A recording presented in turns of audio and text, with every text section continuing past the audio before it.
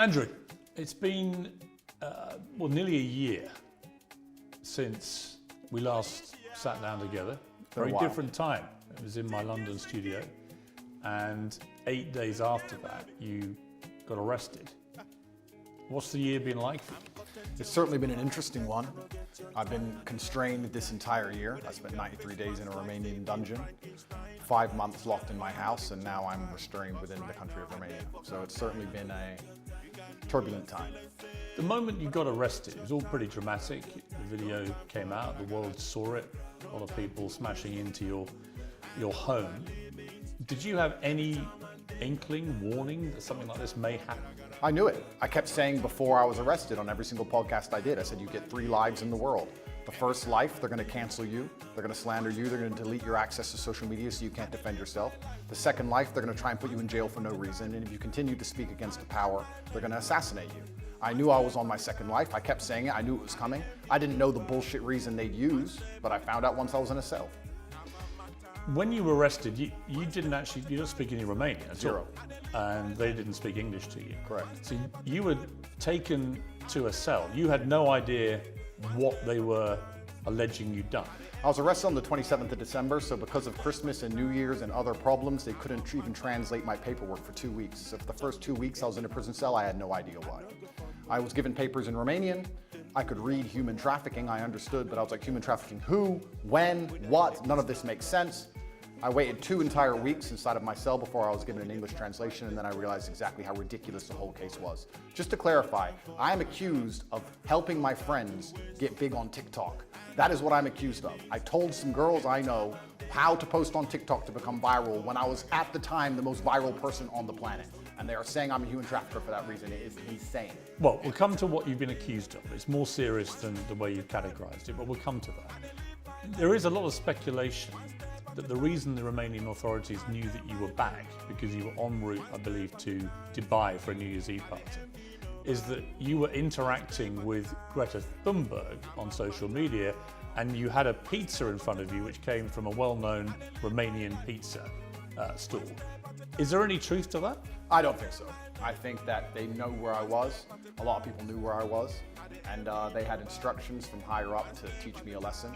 I was on my second life, and that's exactly what I'm going through right now.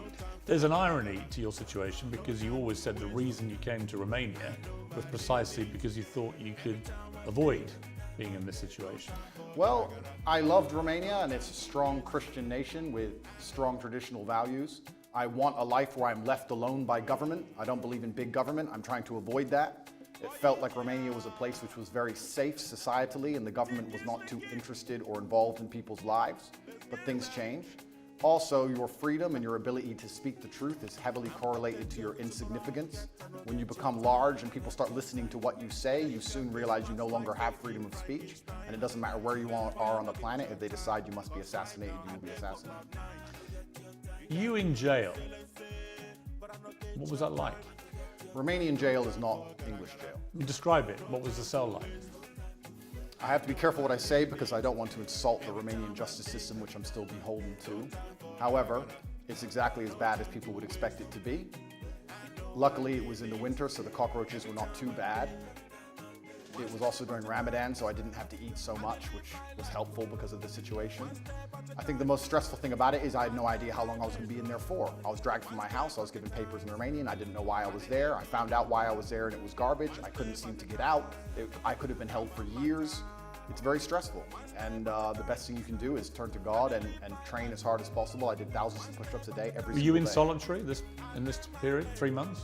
No, I wasn't in solitary the entire time. Sometimes I was by myself, sometimes I was with other guys, and sometimes I was with my brother. So, when you were on your own, were they keeping you in there for 24 hours a day? Were you allowed out? No, I wasn't allowed out. There was no yard time. It was 24 hours a day, locked in a single room, probably 3 or 4 steps large, and you do nothing but stare at the wall. And you. How many days did you do that for? On your own?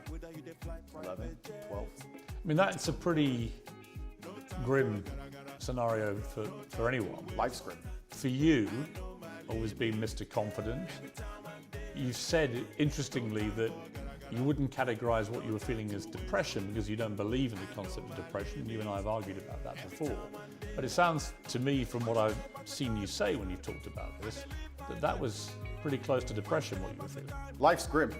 And if you want to be a superhero, you have to understand in every single superhero movie, he is losing for 80% of the movie. He's going to suffer for the majority of the movie before he wins at the end. I've always wanted an exceptional life, Piers, and I'm not a coward. And I knew that by telling the truth about certain issues, I was going to pay the price for it. So I won't say that I deserve to be in jail, but I certainly put myself in there by telling the truth to the populace and telling the truth and living. But when you're on your own in that cell, what were you thinking? It's a long time to self-reflect, right? It certainly is. And I think my number one concern when I was in jail, despite the fact that my situation was dire, were my concerns as a man and all the people I have to take care of, and my children and my family and the people I pay for and all the people who work for me. And truthfully, I wasn't worried about myself, I was worried about everybody else. And I think that's the true masculine frame. Did you get emotional? Did you shed tears in your cell? I'm an emotional man. I think men are hyper emotional. We just have to control it. I was extremely busy inside of my jail cell.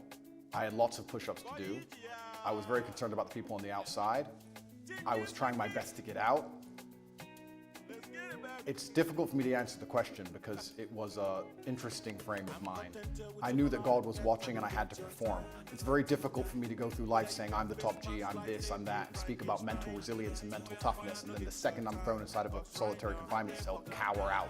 I'm not that person.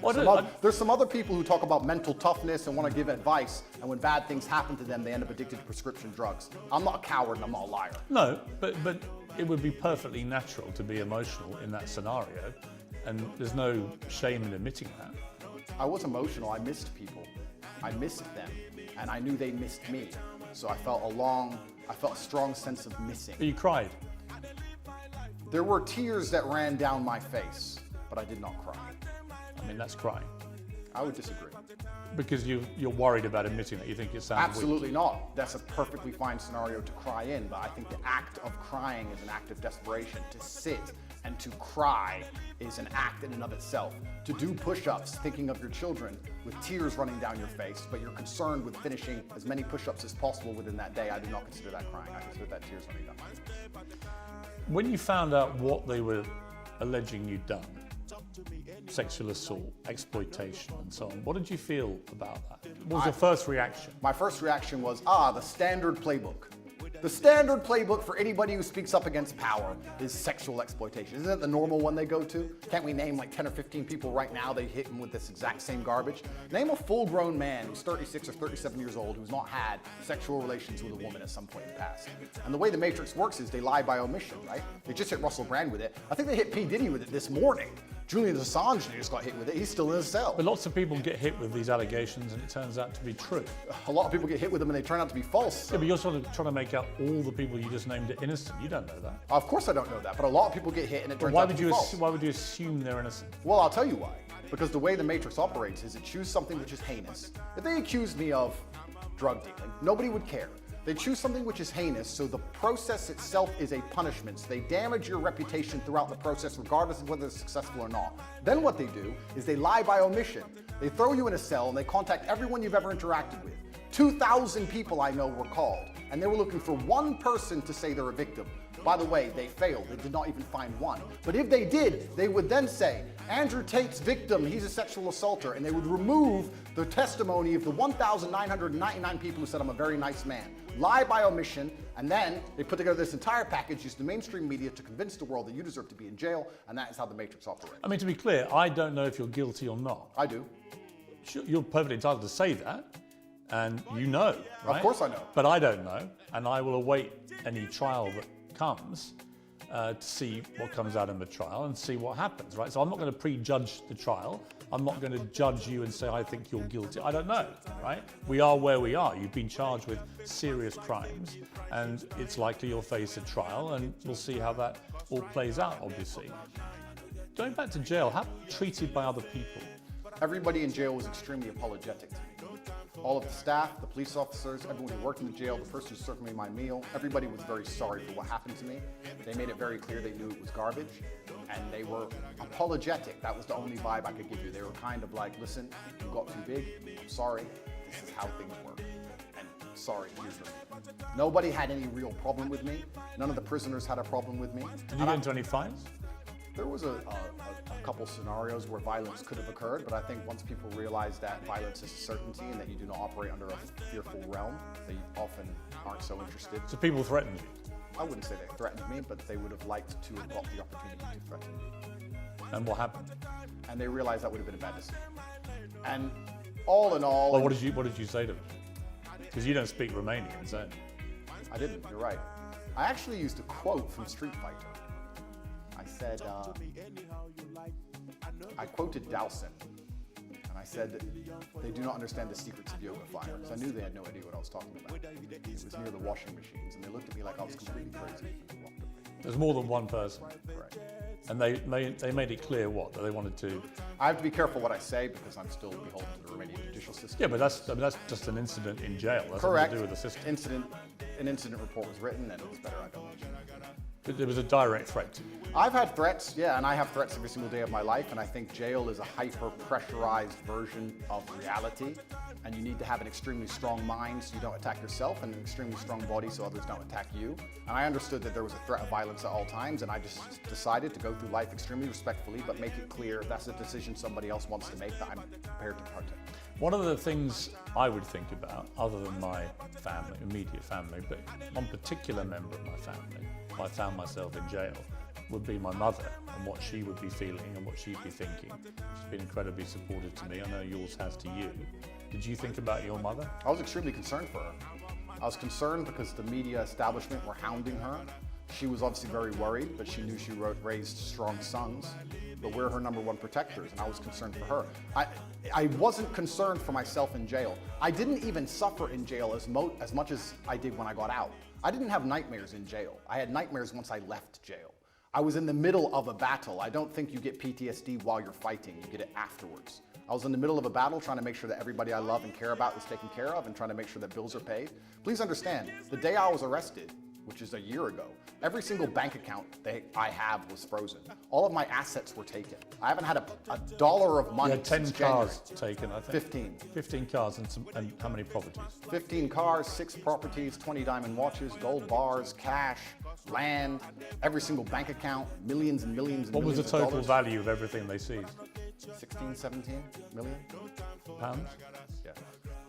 And they took all of it. And I still don't have access to any of these things. I mean, as we're doing this interview, you're expecting to hear sometime today as to whether you may get those possessions back. Is it all or nothing? Do you get it all back or nothing? Correct. As we sit here, the judge is deciding whether I get all of my items returned or I get none of them returned.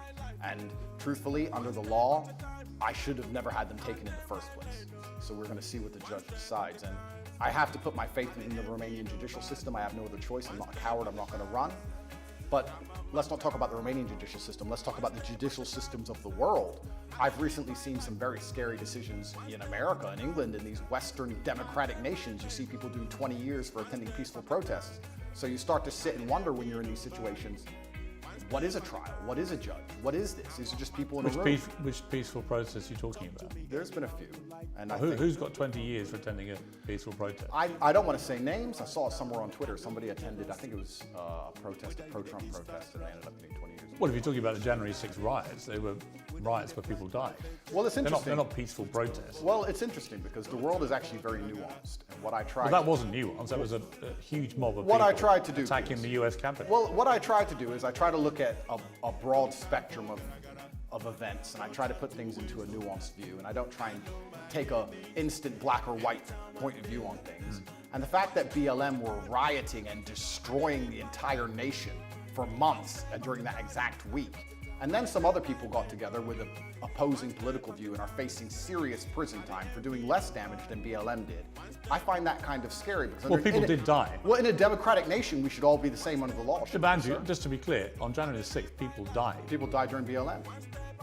I mean, there are certainly inconsistencies in the way groups of people have been policed. I think that's the same. That's the same whether you're talking about the BLM marches to the pro-Palestinian marches and so on, right? There's a lot of inconsistency. Well, then we agree. There's a lot of inconsistency in global policing, I think. I think that's a perfectly valid thing to say. But the idea that someone's got 20 years for being in a peaceful march is not true. The ones who've got the lengthy prison sentences have been held accountable for serious crimes. I'm not even condoning January 6th. I don't even know the ins and outs of January 6th. I wasn't there. I'm not saying it should have happened. What I'm saying is exactly what you have said. There seems to be some massive inconsistencies in global policing now. So when you end up in a position where you're speaking against the system, as I do, and you understand that there are massive inconsistencies in policing globally, you start to sit down and seriously wonder if you stand a fair chance of a fair trial in any country on earth. I actually have to give out massive credit to the Romanian judicial system because a judge one day sat down and said, why are these boys in jail, and let us go. I don't know if I would have had a fair shot like that in many other nations. When you were released from jail after about 3 months, what was that feeling like? My brother and I were in the same cell at that time. We were extremely happy. I remember using the last of my mouthwash. During the day I had some rituals to keep me sane, and I'd enjoy 1 swig of mouthwash a day. It's amazing how bored you get when you're staring at cockroaches, and even that sensation. So there were literally cockroaches in your cell? Correct. How many at any given time? At night there was a lot. Like what, dozens or? Yeah, a few. There was an infestation. We did our best to kill as many as we could. They kept us entertained, but they're annoying to sleep with. But mouthwash was something I enjoyed every day. The sensation of mouthwash made me happy, and I remember using all of my mouthwash. And then instantly my brain started turning to all of the things I need to do. I'm a man, I have responsibilities. For 93 days I wasn't working. I started concerning myself with, okay, I'm about to get out of jail, thank God. I'm gonna leave. Who do I need to take care of? What's paid? Do I have any money left? Are bills due? Is mom okay? Are my children okay? And I just started thinking about work. And as soon as I got out, I didn't sleep for 3 days. How many children do you have? That's confidential. Why? Because I have enemies, and unfortunately I do not want to give them any information. But you have more than one? I have more than one, correct. Right, so obviously you're caring for your children. I understand that as a father, right? And obviously, and you have a partner? Yes. Are you married? No. I think I asked you last time and you were a bit cryptic about it. You're not married yet? No. You have a partner who's the mother of your children? Correct. The same woman is the mother of all your kids? It's confidential. It's a bit stupid to say confidential. It is confidential, Piers. It's I confidential. don't think you marry and have kids with is confidential, sure. It is for me. Really? Of course, I am basically #1 enemy of the state, Piers. Look what they've done to me. What have they put me in jail for? At the beginning of this garbage, people were sitting there thinking, maybe he's a human trafficker. It's been a year. Who? Show me a picture. Show me a video. Who's even a victim? There's nobody. The whole thing is made up. Well, we're going to come to what they say you've done, right? We're going to come to that. But I'm just curious. You've come out of prison. You've got no ability to access any of your assets. How have you been functioning financially since then? I believe in prayer and I trust in God. The prayer doesn't pay the bills. And I do my very best. The prayer doesn't pay the bills. Unfortunately, absolutely everything I own was seized by the Romanian state, so I'm just going to have to survive and do my very best. Yeah, but how? I'm doing my very best, Piers. Have you got wealthy benefactors helping you? I'm doing my very best. I wish I had wealthy benefactors. I wish I had people on my side. Yeah, but you can't function on no income at all. Seems you can. How? I'm doing my very best, Piers. What does that mean? It means I'm doing my very best. Absolutely everything I own is taken by the Romanian state. I don't have anything they don't have. How do you pay for food? Do my best. What does that mean? It means that I believe in God and I pray. Well, God's not going to pay your bills. God has been paying my bills so far. It's amazing how far faith can take you. It's often when you have absolutely nothing left, people turn to faith, but you should turn to faith first. You should believe in God when things are good, and then He will be there when times are bad. Initially, you were put on this sort of rolling 30-day house arrest, and they kept renewing that month by month by month. And then in June, you and your brother and 2 others were formally charged with rape, trafficking, and forming an organised crime group to sexually exploit women. And there were 7 alleged victims named in the indictment. You said at the time, I look forward to being found innocent. You said earlier, who are these women? Well, there are 7 named in the indictment. Yeah, have you seen the videos of them on the internet saying we're not victims, they made us be victims, we told them Well, we that weren't will all victims? presumably be analysed in a trial. Do you know when the trial may be? I have no idea. It's going to Do be you believe it will happen? I'm not sure. It could get to a point where a judge, anytime before the trial, decides his case is garbage and throws it away. If you ask me what I believe happened, it's very simple. They threw me in a jail cell knowing they had no case, knowing they had no victims, but they thought if they plaster me all over the MSM and they say that I'm a bad person and they call enough people, they will find the case they want. They couldn't find it. You name the date they charged me. They had 6 months to charge me. Usually the Romanian state, even the American embassy confirms to me, charges within 30 days. With me, they used all 6 months trying to build a case and find actual victims of an actual crime. They couldn't. They charged me on the very last possible day they could, unless they'd have to drop the entire case. And they charged me with garbage because they have nothing. There are no victims. I've done nothing wrong. And they've tried very hard. And let me say something very pertinent to the audience here. It's very difficult when you're thrown inside of a jail cell. You do not have access to social media. You do not have access to money. The entire MSM establishment are calling you a bad person. Hotlines are set up saying, if Andrew Tate's ever hurt you, call this hotline. You're a rich person where people may want to get money from you and exploit you and extract resource from you. And they're sitting here calling anyone you've ever known. They called my gardener's daughter, who I've never even spoken to, asking if I've ever done anything wrong to her or said anything wrong to her, trying to find victims of a crime that don't exist. It's actually a miracle from God that no one's come out trying to extract money from me. Whole thing is garbage. They could do this to anybody. Piers, they could do this to you. They could put you in a cell, put all over the media you're a sexual exploiter, and for 3 months talk about how bad you are when you can't defend yourself, and call everyone you've ever interacted with. And if anybody you were ever rude to once decides they want a payday or some fame, they can use it against you. It's insane. The Romanian authorities' prosecution files accuse you of using verbal and physical abuse to keep women in line, taking 50%, I believe, of the women's online income, although I believe that figure could vary, could be up to 80%. Is that right? No, they accuse me of exploiting women who did TikTok. The same women who say we were not exploited, he just told us how to do TikTok.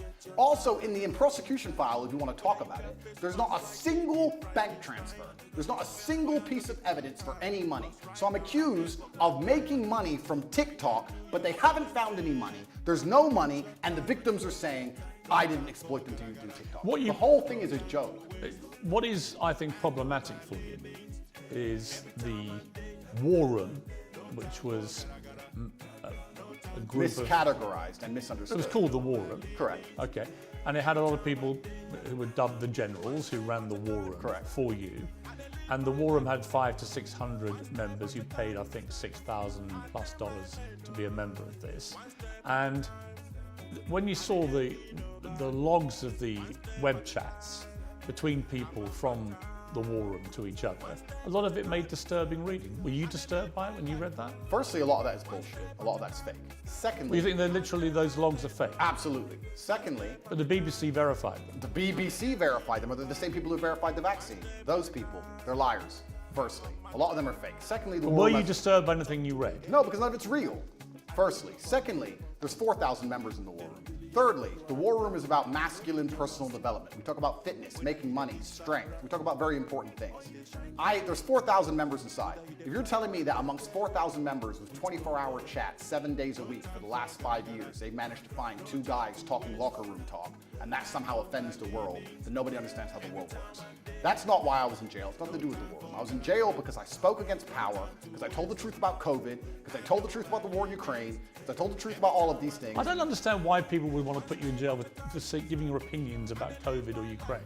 Why would they? Why wouldn't they? Well, why would they? Why would they say that Andrew Tate's opinion is so important on Ukraine that we have to put him in jail? I don't buy that. Okay, because I was the most Googled man on the planet, and I had a huge affinity with the most troublesome demographic for the Matrix, which is the young masculine youth, the people who you need to die in wars, the people who you need to psyop into being slaves to build the roads while telling them that they're not allowed a point of view and they're not allowed an opinion on anything. And I was saying things which was going against the narrative.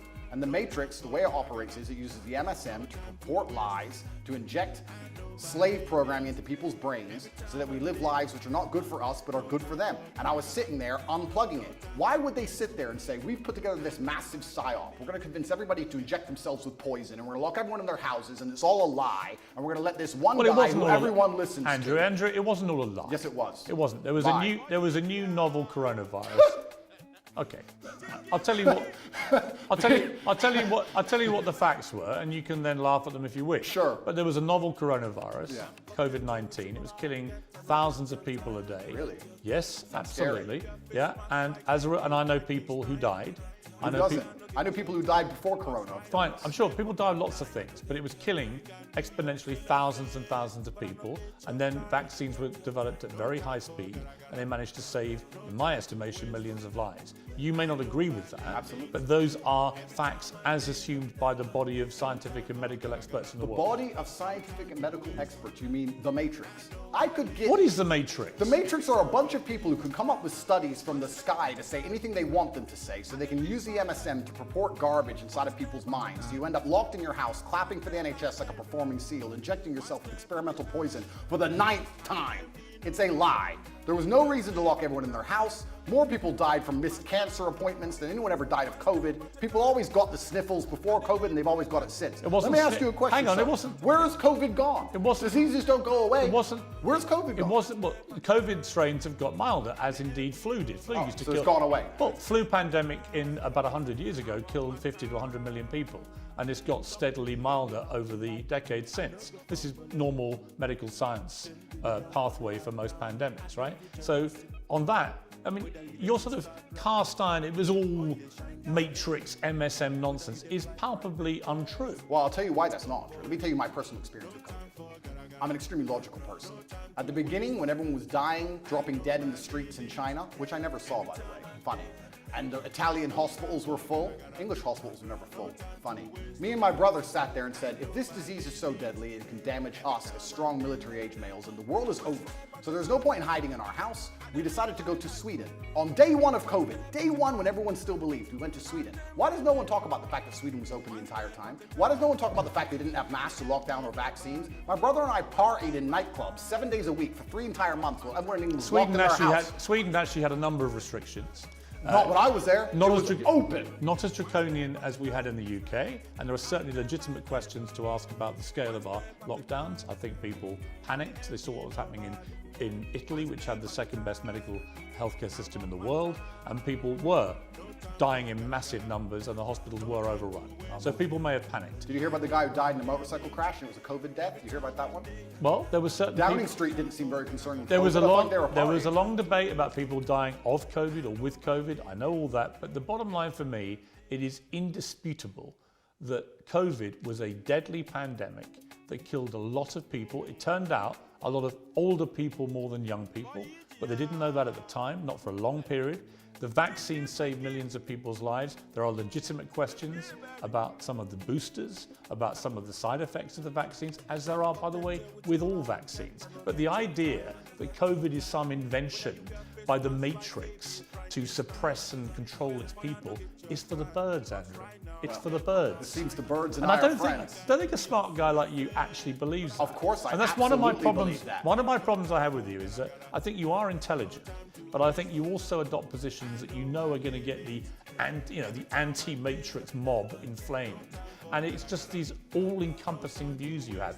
COVID was a load of nonsense. Vaccines are all dangerous and killing more people than they say. Never said that. I said the COVID vaccine. Well, COVID vaccine, well, you don't think they worked? No, of course not, because the idea of course the they vaccine, worked. The word vaccine in and of itself is that you They get... saved millions of lives. If you get a vaccine, you do not get the disease. They changed the definition of vaccine in the dictionary so they could continue to inject us with this pointless poison. I had the vaccine for polio. I've never had polio. You got the vaccine for COVID, and you're bragging online how you have COVID for the 8th time, but it's not that bad because you've had 6 injections. It's insane. And please understand my position. Please understand I'm a person who doesn't believe any of these studies, don't believe any of this garbage, don't believe the Matrix. I'm a person who was in Sweden for 3 months, as everyone was afraid, locked in their houses, partying at will. It was perfectly fine. They had a lower death rate than the UK. They had a much higher death rate than their neighbouring countries in Scandinavia. Did you know that? They had a lower death rate than the UK. Did you know that? It doesn't, no, I didn't know that. It doesn't matter to you? Of course not. So you wouldn't compare them to their immediate neighbours. You'd only compare them to a country in the UK. If you think lockdowns worked, Piers, if you think lockdowns... I think lockdowns were only acceptable as an immediate panic move, which it was, before there were vaccines. The moment they had a successful vaccine program that worked, then there was no justification for further lockdown. You're a very important person, and you're very well respected. I'm not important, I'm a journalist. No, you're very important, and you're very well respected within the UK, and you've been famous for a very long time. Were you invited to the party at Downing Street, or were you not in that scene? No. No? That's a shame. And I thought the behaviour... Because they seemed very concerned about COVID on the TV, and by the way, they didn't seem to give a shit as soon as the TV was on. I thought that was disgraceful, and I thought Boris Johnson and the people working at Number 10 who were having those parties, when I had friends of mine who were literally saying goodbye to their mothers on FaceTime on their phone because they weren't allowed in to see them. I knew people in care homes where it ripped through and killed a third of the people in the home in 2 weeks. And the desperation that people felt. I had a cousin who lost his father who couldn't go and see his dying wife and so on. It's disgusting. There were terrible stories. It's criminal. Terrible stories. It's disgusting. So let me ask you a question as a professional, because we're both adults and we're both very smart. As a professional, which is more likely, that The government believed COVID was deadly and everybody should be truthfully afraid and locked in their houses, but because they had this spirit inside of them and they couldn't resist the idea of a party, decided to risk their lives to party, or they lied on the television trying to scare everyone and enslave them and lock them in their houses, knowing it's garbage, knowing it's a lie, and not caring, and had a party behind everyone's backs and didn't think they'd get caught. Which one is more likely as a professional, as a logical human? Why don't we just agree that they were a bunch of rank hypocrites, stupid people who were behaving utterly selfishly, to the extent that the Queen, when her husband, Prince Philip, dies, is in the church on her own, in a mass, with none of her family around her after losing a rock of 70 years, and it turned out the night before, Downing Street had, I think, 2 parties, including a karaoke party. I think that was shameful and disgraceful.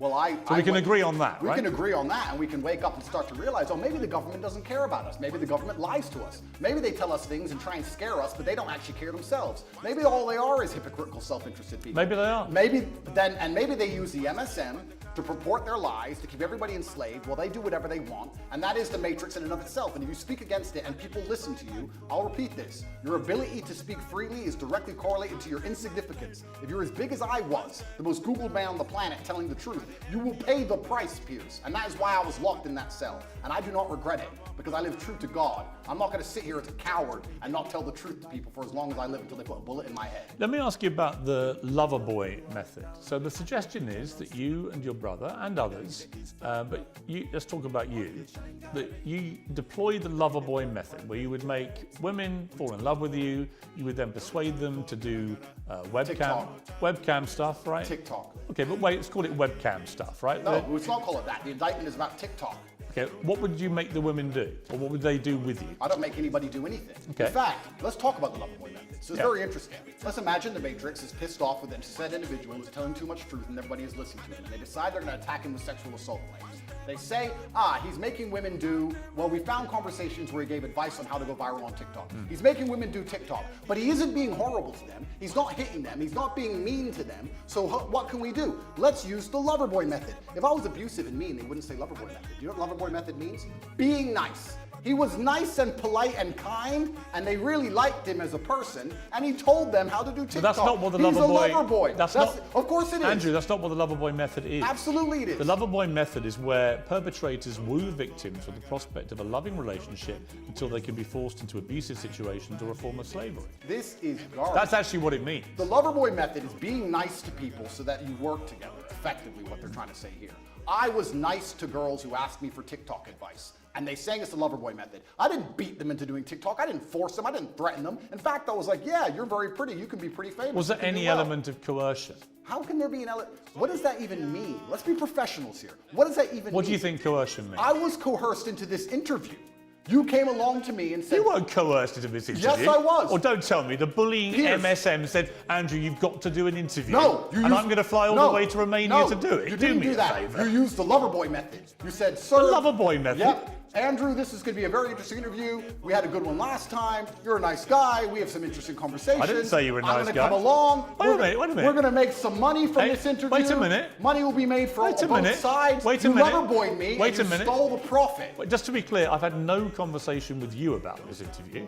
And the conversations I've had with your intermediary were very professional. And I said, I would like to do an interview with you. Were you nice? I'm always nice. Lover boy. You can't believe you used niceness to lover boy me because this is a profitable enterprise and I was coerced here. I make no pretense that I've come all the way from London to Romania to interview you because yes, I want to do it on my show and that will clearly benefit me and my show. Am I a full-grown consenting adult who decided to do this show? Yeah, but you're not being coerced into doing this. Am I a full-grown consenting adult who decided to do this show? Yes. Okay, so I wasn't coerced, correct? But what's that got to do with what I've asked you? Because you were nice to me and you're saying that I wasn't nice to you. I didn't even talk to you. Being nice is the lover boy method, and that adults have no personal responsibility. And I wasn't nice to someone; they become your slave. I wasn't nice to you, and I didn't call you a nice guy. I feel lover boy. I feel lover boy. Do you? I'm sorry. Well, I'm sorry. It's fine. You had a website, Hustlers University, offering courses teaching husbands and boyfriends how to get their partners into webcam. Absolutely false. The Hustlers University, which you can go to now, actually, we've changed the domain, it's university.com, is a school which teaches modern wealth creation methods. We teach people how to make websites, we teach people e-com. Why did you call it a PhD pimping hose degree? No, you're talking about an old video which was made satirical. Why did you call it that? Oh, that was satire. Of course it was. 9 years ago, the internet was a very different place. And if you're going to sit here and say, oh, 9 years ago you said stupid things on the internet, it's not a gotcha moment because every single person has. So have you. No, but you'd be very... So have you, because you advocated for the vaccine, sir. So yeah, you said absolutely. stupid things on the internet. Yeah. Life, that's how things go. It's satirical. I also said I'm an astronaut. Do you believe I've been to the moon? Because I haven't, believe it or not. Hustlers University teaches children how to make websites, and it's. There's only one reason I'm asking you. Advice. Only reason I'm asking you. You've repeatedly said in interviews since you were arrested that you have never categorized yourself as a pimp. You don't think you're a pimp, right? Well, what about all the rappers? Did you ask Ice Cube if he's a pimp and a murderer and a drug dealer? I'm not Jay-Z sold crack. I'm not interviewing. I'm not interviewing them. I'm asking you whether you have at any stage in the last 15 years been a pimp. Of course I've not been a pimp. I've said I'm a pimp. I've said I'm an astronaut. I've said I'm a cowboy. I've said I'm the strongest man in the world. I've said I'm James Bond. Throw me in jail. Are you just... Put me in jail. Okay. I deserve it. 9 years ago I made a joke on the internet. So here's my question. Are you a fantasist? I'm not a fantasist. Do you have a persona that's just not you? Of course not. I am me. Well, if you are you, why would you repeatedly call yourself a pimp and then now say you've never been a pimp? Are you going to sit here and say that because I've once said, oh... I'm curious whether if you're trying to say to me you didn't mean any of the things you said. So I'm asking myself, well, why should I believe anything you say now?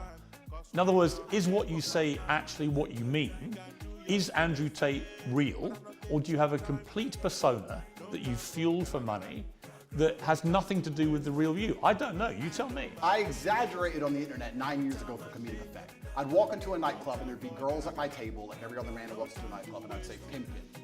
Oh no, put me in jail. 93 days was not enough with the cockroaches. I should go back. This is a matrix attack, Piers.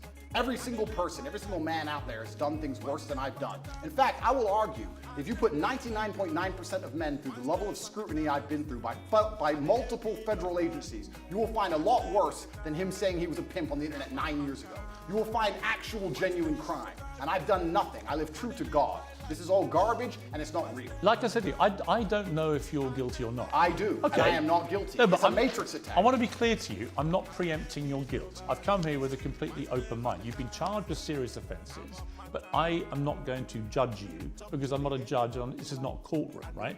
But it's interesting to me that one of the biggest charges against you is that you're a misogynist. And you've always said, I'm not a misogynist. And then the last time I interviewed you, you said, well, I may have said some things that, may have been misconstrued.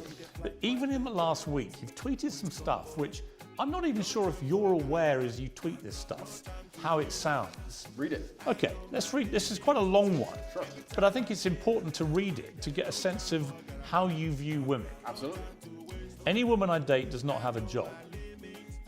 Okay, so the woman you're with doesn't have a job? No. Okay. Do you date other women? Sometimes. And your partner's fine with that? Obviously. Yeah? And you're fine with that? Why wouldn't I be? Well, you think it's fine to be dating other women when you have a mother I and think a we're kid? consenting adults and everybody can make their own personal decisions. Okay, fair enough. Why would I be working so hard, you say, to have hundreds of millions for my woman to waste her life enslaved for pennies? No, I will give you a life you can never ever afford. Private jets, 5-star hotels, new cars, endless spending money and diamonds. You will be rich because you're praying for me every day and protecting my spirit. I work in the physical world, she works in the spirit realm. Women shouldn't have to work because being a good partner is a full-time job for a woman. She has to look good. All the beauty treatments are time intensive. Not about money, it takes a lot of time. She has to train every day and stay in fantastic shape. Shop to look amazing next to me. I know there are some men who do 100 times more than this on a daily basis, but women are not as organized as men, and achieving anything significant causes them huge amounts of stress. Yeah. They need to have huge sections of their day empty to waste, or they will have a mental breakdown. True. And do you want a woman who's stressed and angry after the commute, unshaven and exhausted? Or do you want a Barbie doll who's always smiling and saying thank you because she did her nails and bought you Prada that day? As a man, unless you're a loser, you're already filthy rich, right? You can get endless sex anyway. Girls are easy. So what can a girl give you? Happiness, vibes, always smiling. Take the edge off a stressful life. Can she always be happy if she's been working all day? No. Just to wake up at 11, gym till 1, one appointment and some shopping. Dress beautiful by 7 p.m. for you to finish working and tell you how strong you are. No matter how pissed off you are, just to always be laughing and smiling and writing you little notes about how you're perfect. And just to be playful and funny. She can't do that if she has a job. So your job is being my girlfriend, and now you're a millionaire. Congratulations. Behave and aim for the promotion to wife. The reason I read all that in detail was, I don't think you understand quite how that comes over. Because I think that is the purest definition of misogyny I've probably ever read. Well, I don't think you understand. One, especially when I'm talking about the fact that women can't handle what men can do, etc. One, it's slightly sarcastic. There's a sarcastic tone. So do you mean any of this? I mean all of it. Any woman I'm with, I will provide for. Because No woman should work. They should spend all day beautifying themselves for you, right? And they might get promoted to wife. Your job is being my girlfriend. There are hundreds of millions of women around the world who do a good day's work, who still manage to be a very good wife or partner. Agreed, completely. But it's my So life. why would you encourage a whole generation of young men? I mean, I've got to be honest, since our last 2 interviews, before you were arrested, I would say every single day I have young men, teenage boys, maybe early 20s, coming up to me asking about you. It's gone on every day since I interviewed you. I'm very aware of your reach. I'm very aware of your influence. And whenever I've been asked about you, they say, what do you think of him? I said, I don't really know. I find myself agreeing with 60 to 70% of the things you say. And I do, because I think a lot of the stuff you say about empowering young men to be confident, to work out, to take care of themselves. To have enough money to not force their woman to work. Right, well, that's the bit. That's the bit where, when you stray into that kind of language, particularly in the detail where you reveal what you're really thinking, the kind of pathetic, soulless life you want for these women. Where does it allow for being a mother, for example? Absolutely, How does a mother of your children manage to find time for being a mother in this routine of love and devotion to you? How does having a job give her time to be a mother? This gives her all the time in the world to be a mother. One, it's slightly sarcastic, firstly. What do you mean? Well, you can tell by the tone. Do you mean you don't mean it? No, I mean it. Well, which but it's slightly sarcastic. Well, sarcasm means you don't mean it. No, I mean it. But it's slightly sarcastic. Well, you either mean it or you don't. It's either sarcastic or it's not. I mean every single word. But this is the conundrum with you, Andrew. Sarcastic. This is the conundrum with you, right? It's not a conundrum. If you'd let me explain, it's not a conundrum at all. You tweet, and also, you would be tweet very this. interesting. I tweeted this out. I get thousands of women Yeah. begging me, inboxing me, saying, finally a man who understands he needs to provide for a woman so she can be her best self. Right. This is exactly the kind of life that will allow No, women to there become are mothers. definitely women that will absolutely love to be So why don't you treated like are they this. misogynists? No, but what I think they are, they're people who just basically, it's the old sugar daddy thing, right? They want to have a rich guy who's going to pamper them and take care of them. They don't have to do a day's work. They just have to make Being themselves a good partner look is good a for day's you. work. Well, so you say.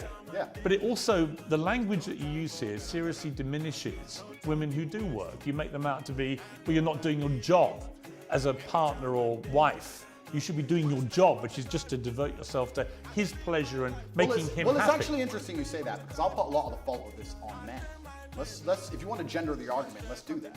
I think that a lot of the reason why women can't live this life, if they so choose, if you're a woman who decides to work, then go to work. I don't care.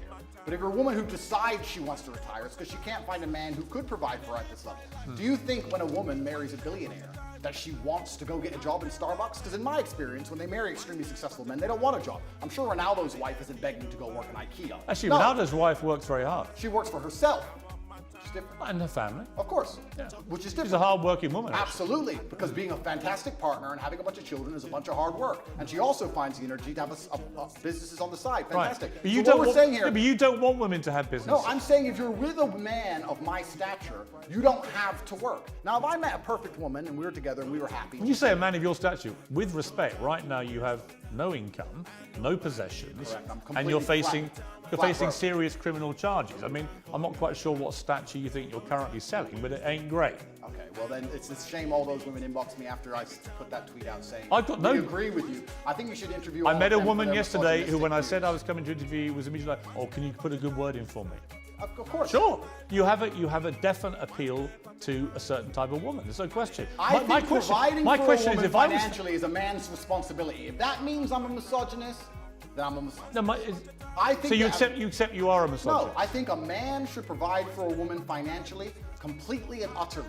If she wants to work, if my partner were to say to me right now, I really feel like getting a job, it would make me happy, then I'll say work. But she doesn't have to. Her job is looking after the children, looking after me, and being as happy as possible. If you think I'm a bad person for saying, if you actually read that, read the subtext and context. I read it all out. Okay, good. Then you'll understand what I'm saying. You know I did, you heard it. Absolutely. So what I'm saying is, I am a man, my life is stressful, my life is pain. I go to jail, I suffer, I have to deal with making money. I have constant endless headache. I do all of that so I can give you everything, but then I get to have you. Your job is to be happy. I want you to smile. I want you to look your best and feel your best all of the time. If am I a misogynist for saying that I go through so much pain so that we can be financially secure, so I hope the woman I care about does not have to work a job. If that makes me a bad person, then so be it. Because all I'm saying is I want to take care of her in every single realm. I take care of her physical safety. I take care of her financial security. That is my job as a man. And if more men acted like me, you will see that the world would be a happier and better place. The women who say, I really want to work, I want a career, that's their prerogative and their decision. They're allowed to do that. But also, often the reason they do that is because they can't find a man they trust to take care of them. No. I've had this from women in their own mouth. If I found a man who was financially secure and as smart as you, I wouldn't be doing this garbage job either. Why was I psyoped into working to pay taxes when I should be at home having children with a man I adore? Andrew, it's a psyop. Andrew, there are so many women that will listen to that and be laughing and mocking you. Will there? Say, don't be so ridiculous. I have a job that I love. Maybe they're being paid even more than their man, right? The real world isn't the one that you categorize. The real world is varied and nuanced, but I am talking about my life experience. There's and a very my experience. Any woman I love does not have to work unless she decides to. Fine, you're the boss, you're in charge, her job is to make you happy, her job is to make herself look good, her job is to work out for your benefit, blah, blah, blah, blah, blah. It is actually just misogyny. Do you think a woman looking And it's good, also... Do you think a woman looking good and working out has no benefit at all to her?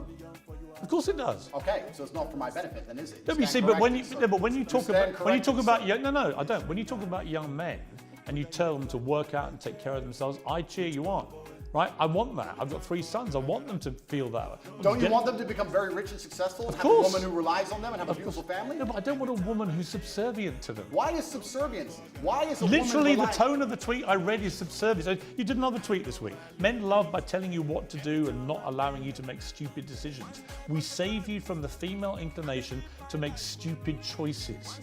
If a man doesn't give you instructions, he doesn't love you. If you won't listen to a man's instructions, you don't love him. The whole language is so ridiculous. Let me change the language then. Well, you tweeted this to 8.2 million people. Correct. So let me say this.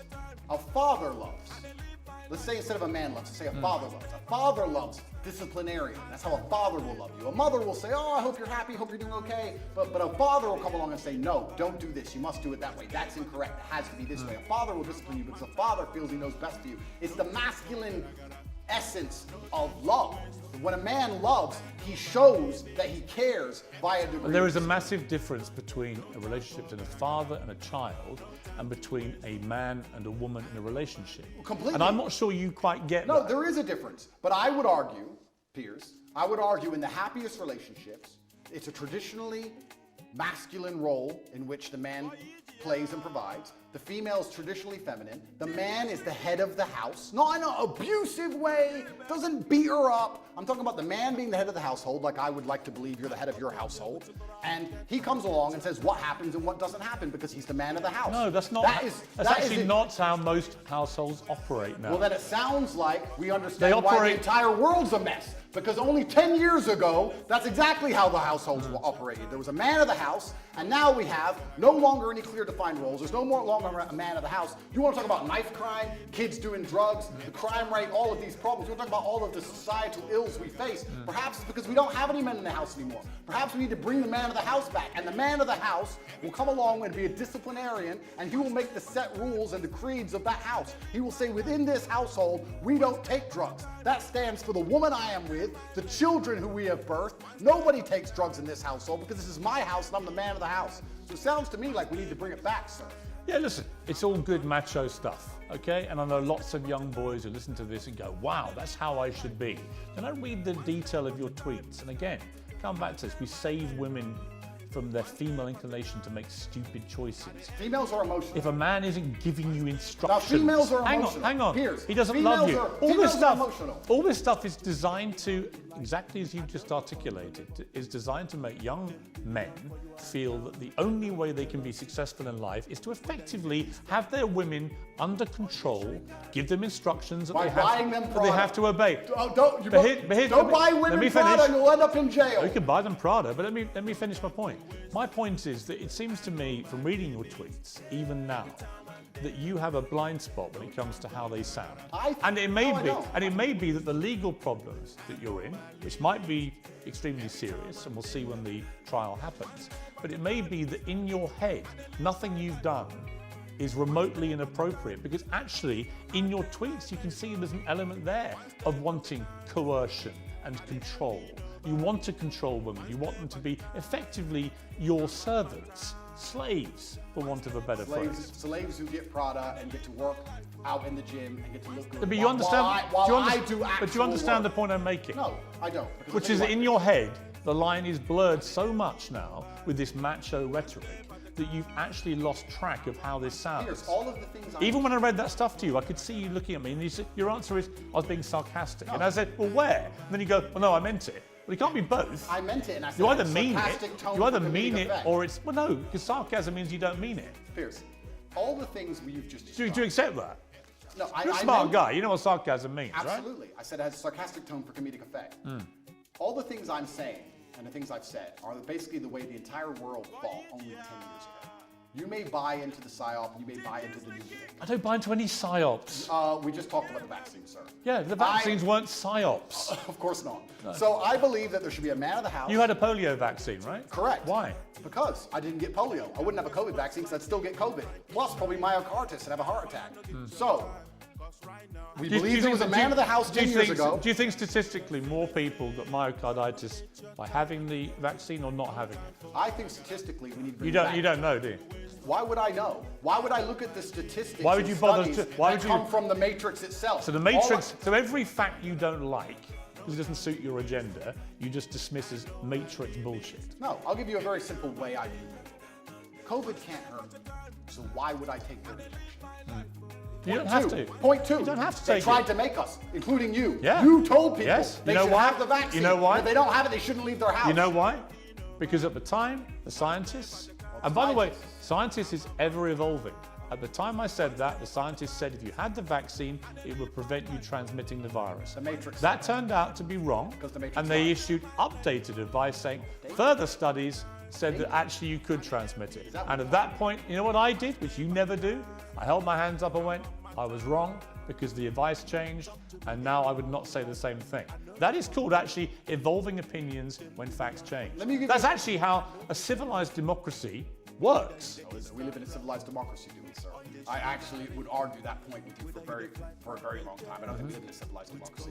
Another point I want to make here, if I had cancer, or if I was at threat of a genuine disease which could actually harm me, would the NHS text me 10 times a day trying to get me treatment, or would I be sitting there waiting for 8 months to even get an appointment? They wouldn't care about me and they'd let me die. So the fact that they will endlessly text me and try and beg me to get this poison should have been an alarm bell for anybody with a brain. Actually, I tell you what the NHS sent me. I'm a 58-year-old man. In the last few months, they've sent me one about a flu jab, which I'm going to have, because I think it stops you getting flu, and flu's nasty. A COVID booster, which I won't have. I think I've had enough of those. I'm fine with that, thanks. They sent me one about having a check for bowel cancer, which I've done and came back negative, and so on and so on. The NHS texting system is for our benefit. You don't have to do it. No one's holding a gun to your head. The Matrix isn't saying, if you don't have this, Andrew Tate, we're gonna do something to you. Do you have any idea? You've not been treated in Romania by their system because of anything to do with COVID vaccines. And your attempt to try and persuade people that that's the case is ridiculous. And you know it's ridiculous. Do you have any idea how difficult it was to remain unvaccinated, Piers? Let me tell you from somebody who was unvaccinated and traveled the world. Do you have any idea how difficult that was actually to do? Yes, because countries have border controls. Oh, because they tried to force everybody. So to sit and say they weren't trying to force, you know what they did? They said, come get the COVID vaccine, it's good for you, it's gonna help. They tried to coerce you by being nice. They tried to lover boy everybody. They tried to use the Loverboy method to force people to get the COVID vaccine. It just came to, we need to Nobody- put all these people in jail. Andrew- They were being nice to people, Andrew, trying to help them. Unbelievable. Nobody forced you to have it. Did you have the vaccine? Absolutely and utterly not, sir.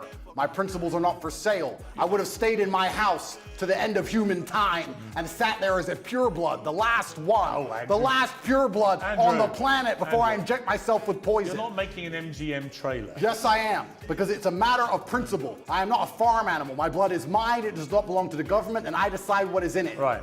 All right, so you have a polio vaccine, but not Correct, a COVID one. 'cause- correct. So your brilliant brain has determined that you know more about the medicinal and scientific benefits of individual vaccines. And the polio one, you decided with your brilliant brain, I'll have that. But even though a lot of people, by the way, have had side effects to polio vaccines, did you know that? Yes, correct. Is that the Matrix doing that? No, I didn't say the Matrix gave them the side effect. Oh. I've just told you all the reasons I didn't get the vaccine. Right. You've already described it at length. But you work out with your brilliant mind which vaccines to have. Correct. Okay. Correct. You realise You that? can join my email list on CorporateTate.com. You can sign up for free, and I'll tell you which vaccines you I should wouldn't have. come to you for vaccine advice. Why? Andrew? I Because you would. have zero experience. I didn't get the offer me COVID any one. advice. I obviously did pretty good. I avoided the poison shot while everyone else got it, so I'm actually pretty proud with my track record. What happens if you're found guilty of the things you're charged with? Well, then I'm going to have to go to jail, I assume. What's the maximum sentence you could get? I don't know. Yes, I you don't. do. I actually genuinely don't. You've never asked your lawyers? It can be between 3 to 8 years. I Right, think. so you do know. I don't know the maximum. But if you were to serve 8 years, having served 3 months and know how bad that was, Yeah. could you cope with that in a Romanian jail? Interesting question. Could I cope with it? Yes. Would I be the same afterwards? I'm not sure. What do you think even the 3 months did to you as a man? Well, it was a fantastic test from God to make sure I am the man I say I am, because I think there's a lot of people who speak about masculine excellence who are not the men they say they are. When trouble appears, you often learn that they are nothing but postures. I had nightmares for a very long time. I couldn't sleep. I struggled with certain things. I would check my bed sheets every single night for cockroaches religiously. I had a problem with that. But I never turned to therapy. I never turned to drugs. I understood that all of these things are from God and they're given to me so that I can become a stronger version of myself. And I welcomed them all and I embraced them all. And now that I'm a better, not completely, but almost better, part of me actually misses my nightmares. Part of me misses training all night. I didn't sleep for weeks, months. You said you didn't have nightmares. No, I had nightmares. I said I didn't have nightmares in jail. When I left, I did. And I kind of miss it because I had so much time in the day to get things done. And now I'm sleeping a full 6 hours. I feel a little bit lazy. So perhaps I need another test from God. And if God decides, Allah is the best of planners, if he decides I need 8 years in jail, then I will embrace those 8 years in jail and do my absolute best to come out as the most formidable version of myself. Have you felt suicidal at all in the last year? I don't believe in suicide as haram. I know, you've said that before, but did you feel like you may want to end it all? I would never kill myself under any circumstances. So the day they put that on the news and they finally take me out, you can know it's a lie. It's haram. I would never kill myself. Lock me in that cell for the rest of my life. I would never kill myself. While you were under house arrest, you tweeted this: avoid women who go to festivals. They're either on some loser's table who's feeding them cocaine or in a crowd of sweaty peasants because they're a sweaty peasant. Endless Instagram stories screaming and having fun to prove to the world they're worthless. Hard pass, festy hoes. Correct. I tweeted that, yes. Again, why would you categorize all women who go to festivals in such an unpleasant way? I actually categorized all men who went to festivals also. Did you read that tweet? Why are you gendering the argument? I think all people who go to festivals are stupid. It is peasantry. I've never been to a festival in my life. I'm not going to stand there and scream and jump up and down for some other human like he's God. I think the whole thing is embarrassing, all of it from head to toe. It's all sweaty peasantry and it's all just drug-fueled insanity. So why are you gendering the argument when I insult the women who go to festivals and also the men who go to festivals, because all of it is peasantry head to toe and I do not regret it. All festivals are peasantry. Anybody who goes, I do not associate with. I've never been to one in my life. I never would. So you've never been to one. How do you know what they're like? I can see enough. I've seen the sweaty bodies bumping into You've each never other, been to high on ketamine, pretending that the song they heard on the radio at home is now more fantastic because they're listening to it from a loudspeaker. I get it, but it's just embarrassing. But to be clear, you've never been to one. Correct. My infinite brain that understands vaccines perfectly we've also established understands. we have established your brain is unique. Correct. You tweeted a picture of Amanda Holden, a very good friend of mine. It's a very harmless picture. She's in a bikini on holiday under a rain shower, looking extraordinarily beautiful. In a sexual pose. And you tweeted, "You are a wife and a mother and you're far past a teenager. There's no need for this post." Agreed. Again, it's just misogynist to say that. It's not Why misogynistic. can't a woman of her age, she's just turned 50, why can't a woman of that age actually show off her beautiful body in a nice bikini like that? What's wrong with that? You can call me crazy. You can call me misogynistic, but I think once you reach the ripe age of 50, any woman should not be interested in thirst trapping on Instagram. I think she has bigger responsibilities. I'm sure she's a very intelligent lady and she's done amazing things. She's famous. She's obviously very capable, and I think she could do things more interesting than standing around trying to thirst trap on Instagram like she's 18. Because I think she's above it. I wasn't insulting her. I was reminding her that she's actually such a fantastic person.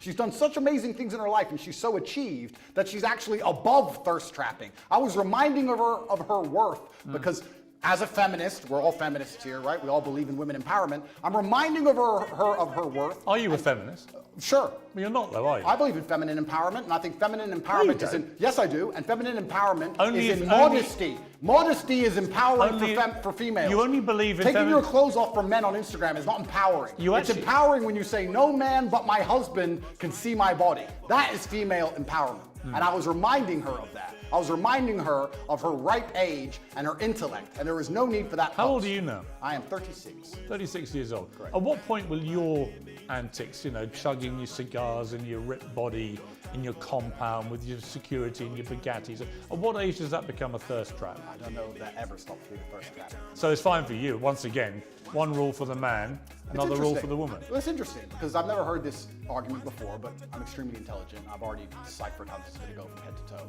It's called, I guess we can look at peacocks, right? The male peacock shows, look who I am. Look what I can do. Look at my achievement. Look at my beautiful feathers. And I guess you could call it peacocking to a degree. I'm showing the world. You I'm showing- I'm extremely physically capable. Yes, that's correct. I'm extremely financially successful. But you Yes, that's stripping correct. off for Instagram is fine. It's not stripping off But, for Instagram. you I'm do- boxing. When you box, you have no top on. You do it all the time with your cigar and you're showing off your ripped body. That's fine for you, but if Amanda Holden dares do it, that is apparently thirst trapping. I think me boxing with no shirt on is different than a 50-year-old woman posting. You don't just box. I've seen you doing ones where you wander around all moody with your cigar and you're topless and stuff. So fine for you. Are you a fan, Piers?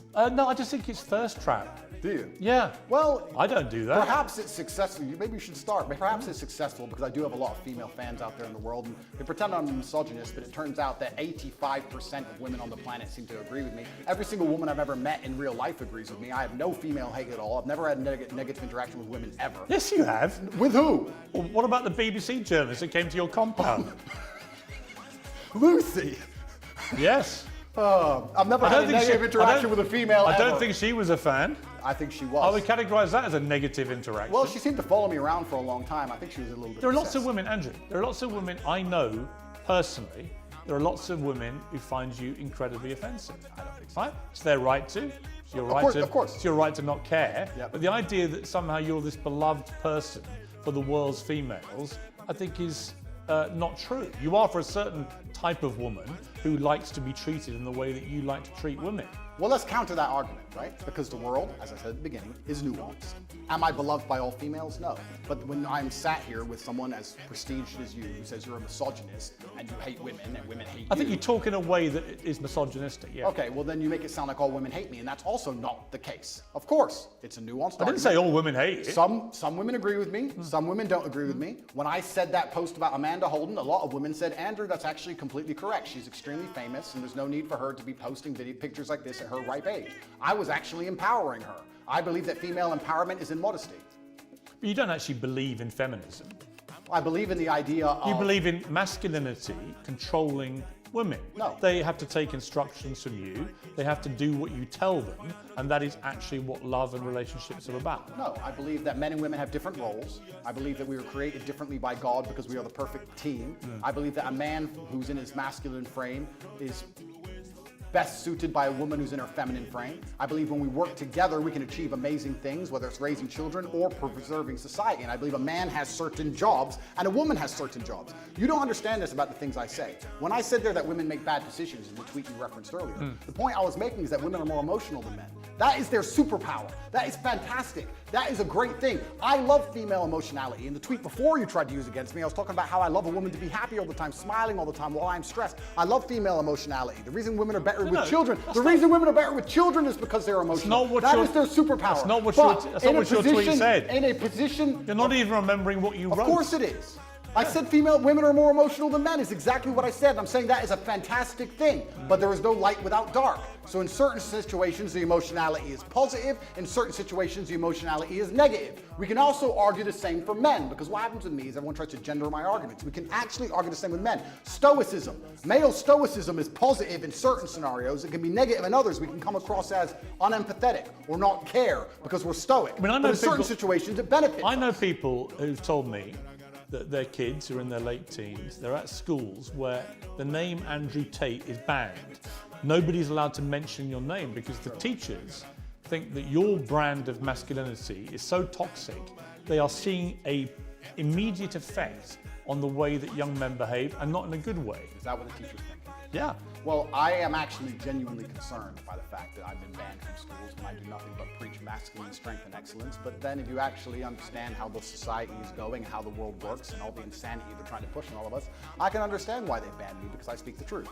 If I was wearing a wig, Piers, and lipstick, and telling young boys to remove their genitals, would I have been banned from schools? No. They would have said, no, you can say his name, no problem. No matter how big I got, if I had a wig on and lipstick and I had been castrated medically, I would be allowed to talk to the young boys. But as soon as I say you're supposed to grow up and get big and strong, and if your wife doesn't want a job, you need to pay for it, it's your job as a man, you better find some money, then I'm the public enemy number one. Garbage. On that last point, you don't say if a woman doesn't want to work, a man has to take care of it. You say a woman shouldn't work. I say my woman won't work. Right. I'm talking about my personal experience. I said any girlfriend of mine, because I'm in an extremely fortunate financial position. I was before Romania took everything, of course. I have hundreds of millions of dollars. So because I am in my position, I would not want my woman to work. I think there's more important things she can do. If you have hundreds of millions of dollars, where you said you had a worth of 17 million. No, I said they took 17 million. So where's the rest? They must have taken it. I think they had it. Or maybe I lost it. I think I lost it. You've never had hundreds of millions of dollars. Of course not. You haven't, have you? Of course not. You said they took all your assets. Exactly. Well, did they or didn't they? Of course, they took everything. I mean, they'll be watching this. Are they to assume that there are hundreds of millions more dollars they haven't got yet? No, they're watching this. That's right. They took absolutely everything. You have it all. Right. But again, is that all just the smoke and mirrors? Is that all just the top G stuff that you play up to, which is that has no bearing on reality? I was the most Googled man on the planet. I was the most relevant man amongst 18 to 35-year-old males, which are the highest earning and spending people on the planet. Do you really think that I am not? I can't pay my bills. Right now, yeah. Someone's paying them for you. Correct, you're right. Someone's paying them for me, right? A girl's got a job. She works at Starbucks. Exclusive, Andrew Tate's girl, top G's girl works in Starbucks to pay the rent. I've been exposed. See, again, I don't know what to believe when you say stuff like that. Well, I'm telling you, my friend, that the Romanian state... I think you deployed deliberate smoke and mirrors because you think it plays up to the brand. The Romanian state have taken all of my money and I'm just, getting by. Do you worry about your impact on young men? I think that... Because, like I said, I'll be completely honest. I think a lot of what you say, they should be hearing. Yep. And I've tangible proof every day when I walk around that they are listening to everything you say. Yep. But there is other stuff you say where I don't want my sons, especially in that impressionable late teenage, to be listening to that. Correct, and that's a very... And I don't want my daughter to grow up and think that actually her only success in life will come if she's at home as some kind of servant to her man. Well, that won't be her only success, but that's a very professional question, and I'll give a very professional answer. I have a massive responsibility. With great power comes great responsibility, and I understand that young men do listen to everything I say. I do think I say good things, but you also made a very pertinent point there. You talked about the impressionable age of a teenager, and it's very easy for a teenager, with their hormones and the lack of life experience, to take the things I say and weaponize them and use them in the incorrect context. However, that is not my fault. You could argue that 16 to 17-year-olds who look at anything on the internet and misunderstand it. You could argue that all of this transgender garbage and all of these rappers talking about killing each other and all these drill artists talking about stabbing their enemies could be misunderstood by a 16-year-old. I agree. So that's not my fault. However, on that I totally agree. Okay, so I have a massive responsibility. And you are held to a different account, actually, to a lot of those rappers. Absolutely. Right? There's no question. I mean, the fast one is when John Legend rewrote the lyrics to Baby It's Cold Outside because apparently encouraged sexual assault, but wouldn't say a negative word about any of the disgustingly misogynist and actually very violent lyrics of his rap friends. Absolutely. That to me is total hypocrisy. And it is hypocritical. However, unlike all of these other people, I have taken into account my massive power and my massive responsibility, and I try to make sure that I use my words as carefully as possible so they cannot be misconstrued or misunderstood. Can I make sure that no teenager on the planet who listens to me ever misunderstands me ever? No, I can't do that, but I am doing my very best. What do I actually talk about? What do I actually say? What I do is I come along, and let me give you the broad overview of my message. You're a man, so your life sucks. It's always going to suck, and it's going to be pain. You're going to do nothing but suffer. You're going to suffer as a nobody, or you're going to suffer the pain it takes to become Actually, great. most men don't have that. But you're going to suffer as a nobody, because trust me, nobody suffers. Or you're going to suffer the pain it takes to become great. Life is not supposed to be a happy picnic. You're supposed to get up, work hard, dedicate yourself, get strong, get rich, go through whatever it takes to become somebody of significance. That's my overall message, and I believe it's a positive. You haven't got to get rich to be happy. No. In fact, most of the super rich people I know in life are incredibly unhappy. Really? So you're selling a kind of false dream. Well, I don't. A lot of rich people are miserable. Have you ever seen a rich person? And a lot of people who have very little money can be very happy. Have you ever seen a rich person give their money away? Yes, of course. Okay, do you give all your money away? Will that make you happier, Piers? I don't. Do you want the Romanian state to take it all? I didn't smile that day. And let me tell you that the reason I tell about men to become financially successful is for two reasons. One, because you have a job as a man to protect and provide, and you can do neither of those things if you are broke. That's the first reason. And the second reason I actually preach to young men to become as financially successful as possible is a greater, broader reason. And I believe we've entered a very interesting stage in humanity where the matrix is finally cracked. 3 or 4 years ago, there were certain narratives you could not talk against. But with Elon Musk owning X, and now we have Rumble, we have a lot more information on the internet, people are starting to tell the truth about many different subjects. There's a whole bunch of them we can name. And I like the idea of people who are free thinking with a free mind, who are not matrix controlled, making as much money as possible because it takes money to win wars, and I want these people to be financially successful. Right. That's why I tell all of my fans who believe in me to become as rich as possible, because they understand that everything that the government does is lie to them. Fine. We need finance. You use the word truth there. I don't think it's necessarily that people want to promote truth, they want to promote their opinions. Often people's opinions on facts can be very different.